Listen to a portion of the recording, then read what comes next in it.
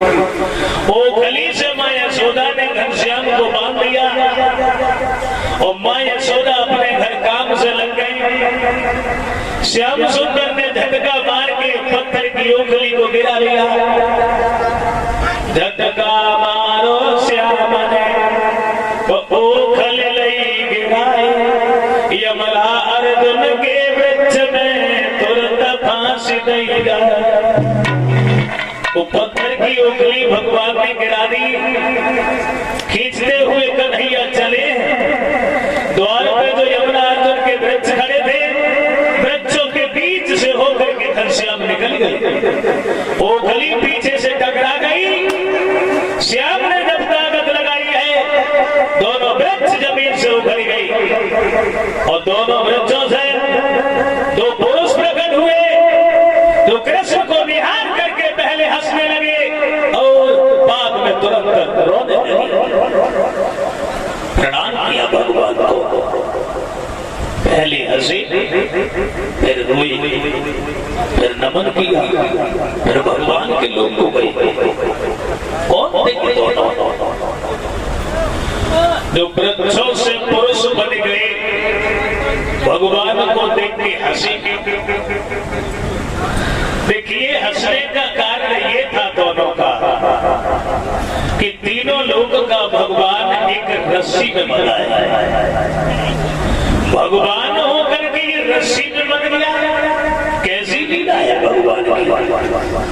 भगवान की लीला को देख के दोनों हंसने लगे। रोए क्यों? रोए अपनी करनी पे और कोई नहीं। हर आदमी अपनी करनी पे रोता है। हर कोई रोता है अपनी करनी पे। जिंदगी में एक भूल हर आदमी के लिए काफी है। एक भूल से इंसान समाज में सर उठा के नहीं जी पाता। एक ही भूल से समाज में अपना मुंह नहीं दिखा पाता। इन दोनों से एक भूल हो गई। कौन सी भूल हो गई? एक बार दोनों ने मदिरा पान की और मदिरा पान करके दोनों अपनी महिलाओं के साथ सरोवर में स्नान करने गए। वो भी निवस्त्र हो गई। ये भूल हो गई। देखिए,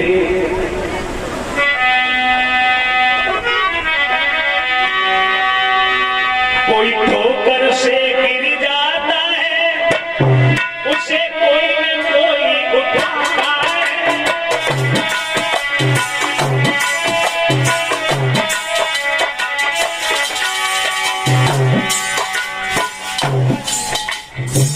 चलते चलते शहर में ठोकर लग जाए और आदमी गिर जाए तो सामने वाले को तरस आ जाता है, वो उसे उठा देता है।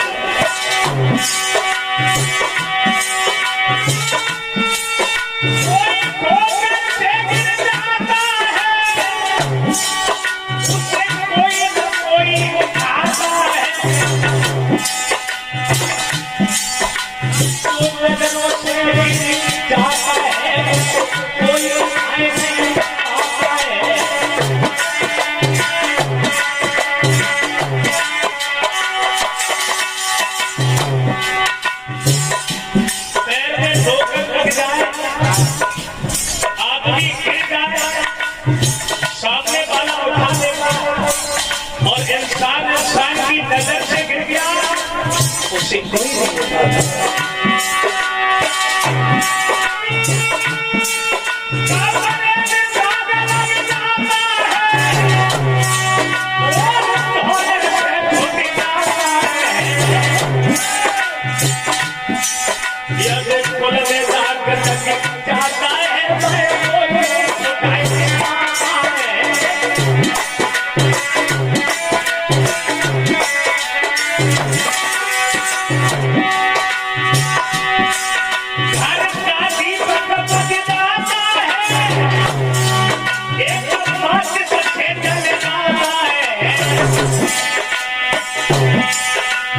कुल को भी आपको जिताना है।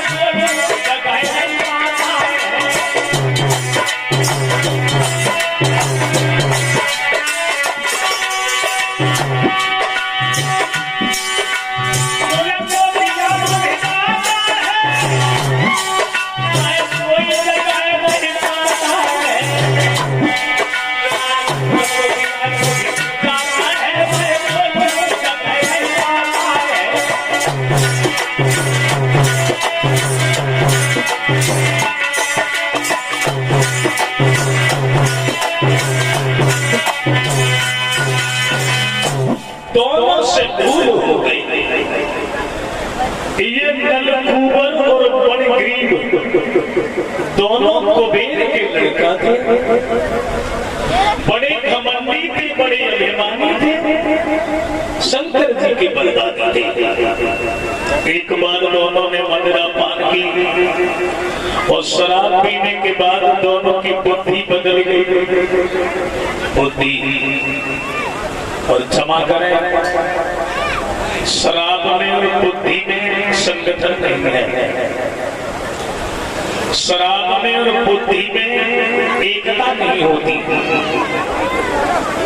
शराब यदि अंदर हो जाए तो बुद्धि बाहर हो जाएगी, बुद्धि अंदर है तो शराब बाहर है, ये इकट्ठे नहीं रहते।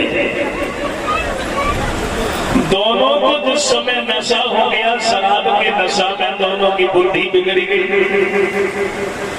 महिलाओं के साथ जिस समय सरोवर में निवस्त्र होकर स्नान किया है दोनों ने,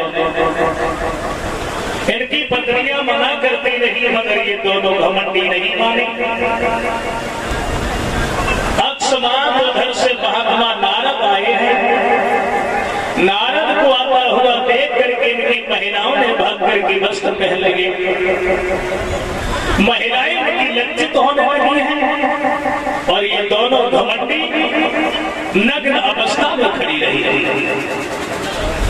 नारद को क्रोध आ गया। नारद कहने लगे, तुम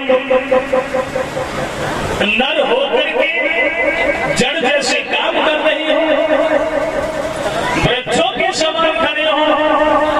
नारद ने इन्हें श्राप दे डाला है कि तुम दोनों वृक्ष हो जाओगी, वृक्ष।